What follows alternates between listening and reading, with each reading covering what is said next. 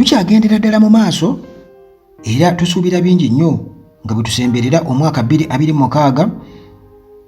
Bobi Wine yalangiridde dda nti October 7 bagenda kutandika munnange National Wide Mobilization Tour, era nga munnange gwabadde alowooza nti speed ekendedde, speed egenda kuba yeeyongera bweyongezi akaseera akakanaayo kyani. Bobi Wine era wano bwe yasinzidde okubeera nga ayanukula General Museveni n'agamba nti bw'oba ogamba nti twakubba akalulu, nti Nuupu yakubba akalulu, ate lwaki okyesigama oba okyesiga byabakama? Bwe kiba nti ddala kituufu baakubba, lwaki okyesiga byabakama? Jjukira nti Museveni yatukakasizza n'atugamba nti yalina obujulizi bwonna nti Nuupu yabba akalulu era nga bamubba obululu obusoba mu kakadde akamu. Okuza ku Museveni agamba nti alina evidence, alina obukakafu. Jjukira nti Museveni bino yabyogedde bali mu kujjukira omugenzi General Alonda Nyakairima. Bwe yagambye nti omusajja newankubadde nga bali mu kujjukira mu kusabira mwoyo gwa mugenzi era tatudde buli kaseera abeera agugumuka, alowooza ku kalulu tasobola kukeebeera, nti ne mu kusabira omwoyo gw'omugenzi ali mu kwogera ku bululu. Kale Bobi Wine yagambye nti ye kye yasoose munnange okufuna mu mutima gwe kwe kubeera nti yamusonyiye. Kyategeeza nti okumusonyiwa okwogera ebintu eby'obululu ate mu kusabira omwoyo gw'omugenzi. Naye ate n'alowooza lwaki ebintu bino tebabitwalira ddala mu kisaawe ekigazi ne bakola international audit. Nti United Nations ejje supervising akalulu, era n'agamba nti awo nkusiba. Museveni bw'akkiriza ng'ekyo asobola okwogera ku kumubba, naye okukkiriza nti international audit ekolebwe era United Nations ejje ekole nga kalabalaba mu bululu obubadde bujjanga bukubibwa na 2021 kekamu k'obwo bwakubibwa, era General Museveni nga bulijjo nti gunaagulaba ng'omuzannyo gwe gwamanyi obulungi ne guguno omulundi byabakama yamulangirira nti abangudde n'ebitundu 58 n'obutundu 38 ku buli 100, ate Bobi Wine neemuwa byabakama n'amuwa ebitundu 35 ku buli 100. Ekintu kyagamba nti newankubadde kyali bwe kityo naye baamubba. Nuupu yabba obululu obusukka mu kakadde akamu. Kati Bobi Wine ye n'agamba nti nedda, bwe kiba nga kituufu ate lwaki okyakuumye baabakama, lwaki okyamukozesa nga chairperson wa Electoral Commission? Ekyo tekifaanaganako nga okuleeta omusawuzi, okwesiga omusawuzi alemereddwa okujjanjaba ate n'osigala ng'okyaddayo gy'ali.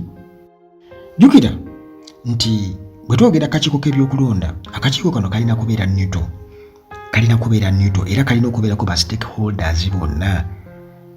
Nti akakiiko kano ak'ebyokulonda okuleka General Museveni okubeera nti yakeefuga, naye ekituufu kyali badde nti kaalibaddeko ba stakeholders bonna, newankubadde ng'era ekyo muganda wange okuleka mpozi nga bano okuva mu bibiina ebyenjawulo, ate nga wano Uganda jjukira nti General Museveni yakakasa nti abo bonna bonna yabazingako dda, opposition eyo yonna yagizingako, kubanga UPC ne beebaayo n'omubaka waayo ng'atuulayo kakiiko k'ebyokulonda tekikola makulu, DP tekikola makulu, n'ebibiina ebirala kuba bwe bagamba nti FDC kitegeeza nti nayo era tekijja kukola makulu.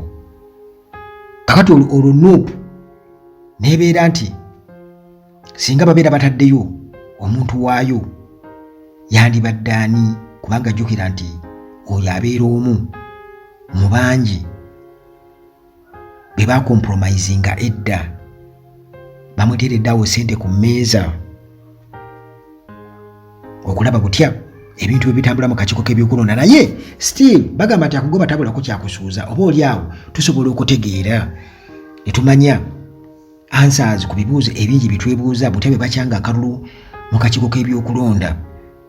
Naye ng'ekituufu kiri nti international community yalemerako neegamba nti akakiiko kano kaalibadde kali transparent era nga tekeefugiddwa kibiina kimu kya NRM, nti Museveni yasalawo era bonna yabawa emirimu ate bebagenda okubeera nti bamulangirira nti no bakubya akalulu golaba kisoboka tekijja kusoboka. Kati akalulu ng'era bwe tukimanyi nekibeera nti si kyakwesigamako, titwesigame kalulu nti atulinda akalulu tugenda kumukuba akalulu, kubanga emivuyo mingi nnyo. Bannayuganda bagenda mu kalulu kutuusa mukolo kwegamba ng'era bwe bakugamba nti akukuba tabulako kyakusuuza nti era amaanyi galagibwa, naye ng'ekituufu kiri nti okukwata mu constitution okuggyamu ekkomo ku bisanja, ekkomo ku myaka 75 n'ebisanja 2, ekyo kyali kyabulabe nnyo. Era wetuli essaawa eno Bobi Wine agamba nti eggwanga lirina okubeera nga likimanya era nga lyolekedde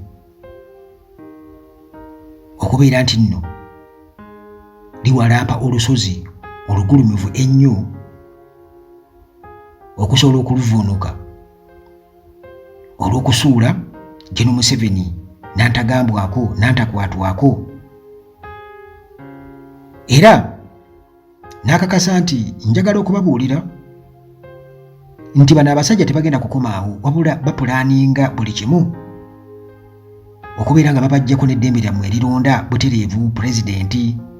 Kati olwo obuyinza babukwase palamenti efumbekedde enguzi, ababaka ba palamenti be bamaze okubeera nga baliisa